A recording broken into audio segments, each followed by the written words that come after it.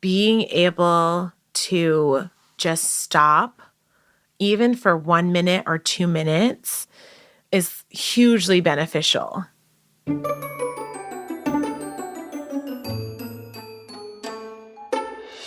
Welcome to Once Upon a Playtime, a podcast from the Genius of Play for parents and their kids about the serious importance of having fun.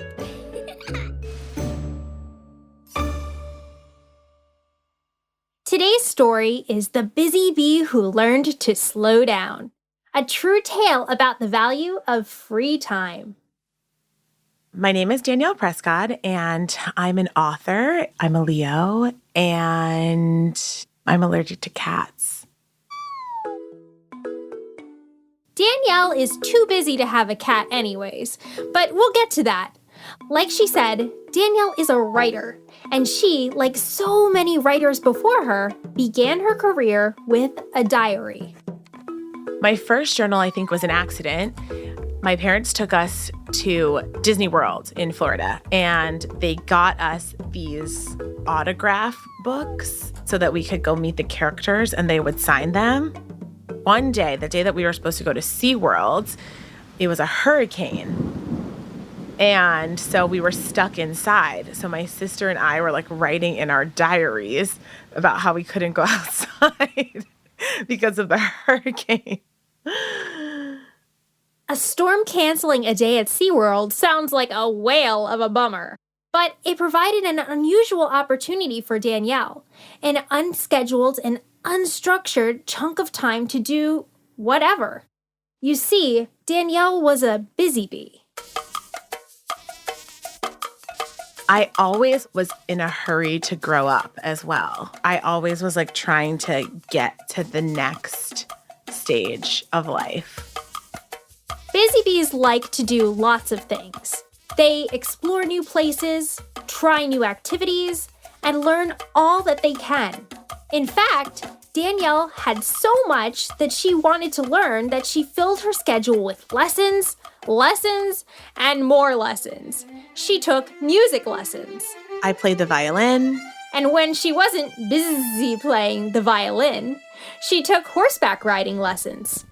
I took my first horseback riding lesson when I was 9 years old. And when she wasn't busy riding horses, she took dance lessons. We were in dance class and we did like several sports kind of in rotation.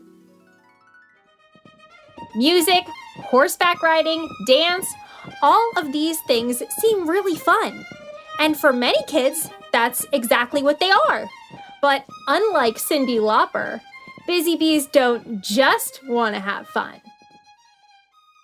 I think that the concept of something being fun was kind of secondary to like doing it right or doing it well.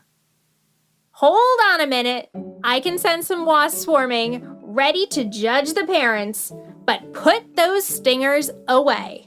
Danielle's parents made play a priority, and they worked hard to give Danielle many opportunities for fun. I think it's important that people understand that I'm Black and that both my parents are Black. And so creating an environment where children can play in a world that is not necessarily safe for them to even exist in was very important to my parents. Danielle's parents made sure that Danielle knew that there were lots of things she could do, and Danielle wanted to do them all. Some kids just like being busy bees. When I was a kid, my mom would be like, "Do you want to stay and dance?" And I'd be like, "Yeah." She'd be like, "Okay, because you never smile when you're dancing." And I was like, "Well, ballet is serious." So yeah, because I was concentrating so hard on doing it well. Like many young busy bees, Danielle couldn't wait to grow up. She wanted to be the very best grown-up that she could be. So Danielle took her lessons very, very seriously. But even busy bees need to play. We would make up games a lot. We would often act out favorite movies or television shows. We would be like, I get to be this character, you get to be this character. Playing make-believe doesn't feel as serious as violin, ballet, or horseback riding lessons, But playing make-believe taught Danielle a lot. When children play make-believe, they naturally use more advanced grammar and vocabulary.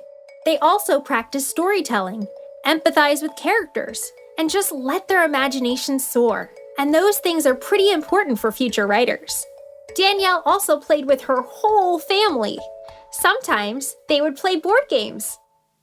Growing up, my family's favorite game to play together was Pictionary. We would play it at every holiday gathering. And sometimes they would play sports. Every Thanksgiving, we have a tennis tournament called the Turkey Shootout, and we've been doing it for like 23 years. Friendly competition through board games and tennis tournaments teach children important skills.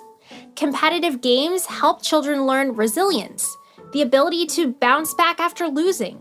It's something the New York Knicks have learned, season after season. And perhaps most importantly, a bit of healthy competition can help children believe in themselves. And as every writer knows, resilience and confidence are two skills that are necessary for making it in the tough world of publishing.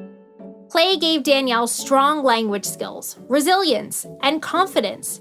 So when she decided to write a book, she already had a strong foundation thanks to play. Then I just was like, okay, like the only thing you have to do is write. And so that's what I did. It certainly took discipline, and I had to write every single day. But I finished the bones of the book really in like 2 months. Like I was kind of shocked by how that worked out. I thought it would be harder. For many new and aspiring writers, writing a book is on their bucket list, but it's hard to achieve. It even takes experienced writers an average of 4 to 8 months to finish their first draft. Danielle finished hers in 2. Now, for most people, writing a book would be more than enough. But for busy bees, it's a bit different. My first job is that I'm an author. And when she's not busy being an author, I run a consulting agency, and we oversee helping fashion and beauty brands become anti-racist. And when she's not busy running her own business, I oversee marketing for a skincare startup. Once a busy bee, always a busy bee. But every once in a while, Danielle tries to take things slow. I'm trying to train myself where I can do one thing in a day. I don't need to do 7 things in a day. Slowing down can be challenging for a busy bee. After all, there are so many new places, new activities, and new things to learn. But it's still hard because I have so much that I want to achieve that I'm kind of always working too. But I've really tried to take a real break. Children and grown-ups need to balance unstructured time with obligations like school and work. Danielle's childhood was busy with all sorts of structured activities. But sometimes she wishes that as a kid she had taken a little bit more time to have fun. Like I never was like really the age that I was, because I was like, well, when I'm 13, this. But when I'm 16, this. But when I'm 18, this. Well, I'm 21. I was always racing to get to the next step. And now I'm like, I'm cool. Like, let's slow it down. But I think learning to take increments of time to appreciate things would be an important thing to learn at an earlier age. Busy bees, whether they're grown-ups or kids, like to do lots and lots of things. They explore new places, try new activities, and learn all that they can. But even the busiest bees need to stop and smell the flowers sometimes. So before we all buzz away, don't forget to make time to play. Once Upon a Playtime is a production of the Genius of Play made in partnership with Frequency Media. This podcast is made possible by a generous grant from the Toy Foundation. Visit thegeniusofplay.org for fun play ideas, resources, and expert advice. Follow us at Genius of Play on Facebook and Instagram for daily inspiration and tips. I'm your host, Jennifer Lynch. Michelle Corey is our executive producer. Our producers are Heidi Rudeboats and Jordan Rizzieri. Scripting by Isabel Moncloa Daly, Becca Godwin, and Jessica Olivier. Dialogue editing by Sydney Evans and sound design by Matthew Ernest Filler. Artwork and graphics by Paige McCauley. This podcast is available on Spotify, Apple Podcasts, Google Podcasts, and wherever podcasts are found.